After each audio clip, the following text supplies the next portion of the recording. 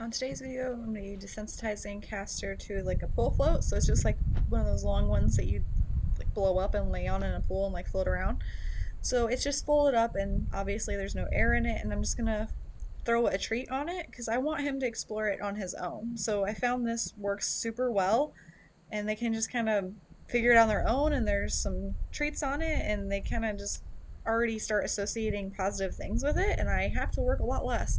So I like it. I think it works out pretty well, and Castor is just kind of cruising right through there. He was wanting to touch it, so like when I'm folding it or unfolding it there, um, he wanted to touch it, so I go ahead and give him a treat. And he's been cool with all the folds, so I just went ahead and unfolded it all the way. So I'm asking him to back up because I don't want him to get like too brave while I'm close and then he like gets afraid and jumps forward or anything. That's why I have the whip. That's why I'm asking him to back up, because that can be like a slight problem that you might have is they're like, oh, food, and then they touch it and it moves or something and then they jump.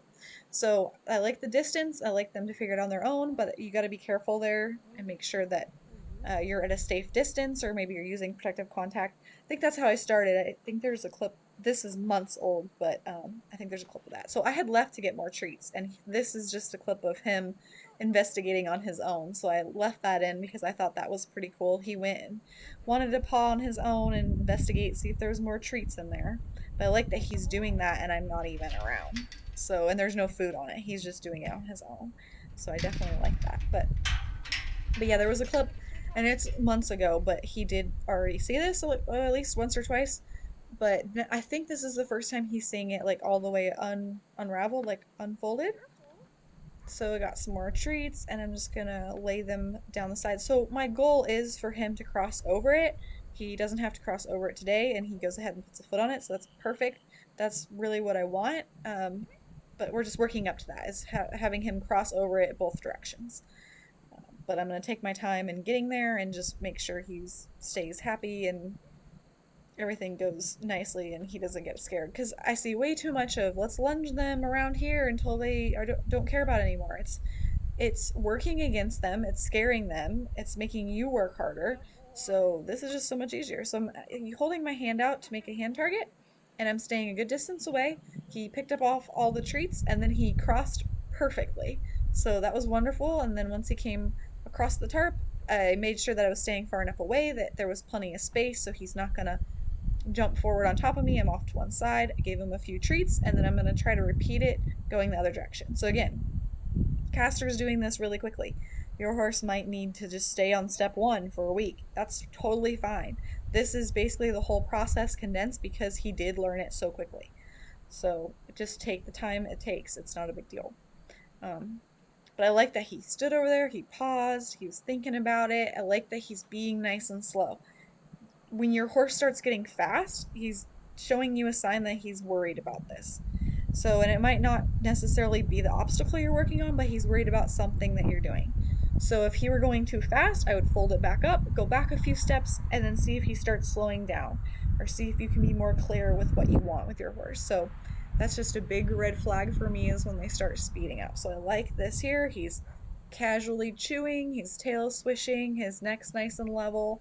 He's looking for the rest of his food. Like, this is perfect. So I love all of this. He's just munching on some alfalfa cubes that I have on there.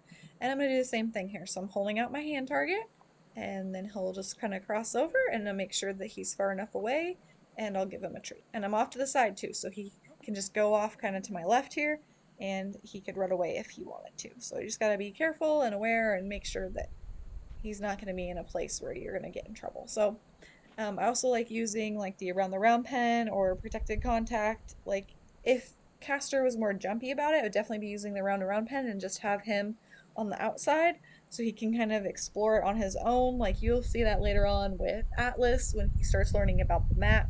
That's how I introduce it to him. So that'll be up later, and that's a good example of that. And I'll do some more desensitizing work with the little bit of protected contact that the around the round pen gives you.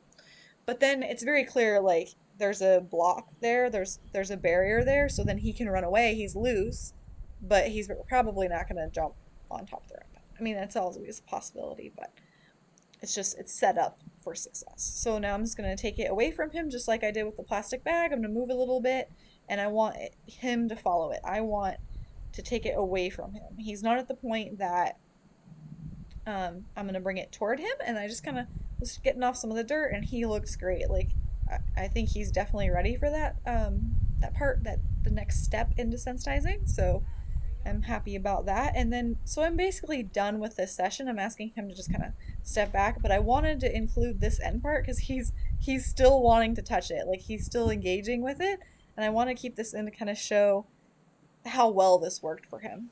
So I'm done with the lesson. I'm just kind of cleaning up, and I'm moving this mountain block because I'm going to use it to hold the gate open and let him out. But I left this in so you can kind of see what he does. So he already came up to it and was like trying to sniff it, and I didn't want him to get super close and then scare himself. That's why I kept asking him to back up. I wanted to make sure that he could get out of the round pen if he wanted to. But then he's like still interested in the pool float. So he's kind of exploring, he's kind of thinking, oh, how can I earn this treat? And I think I walk away at this point, but he's coming back to explore it on his own. So that is pretty cool. And he looks super relaxed. So that looks awesome.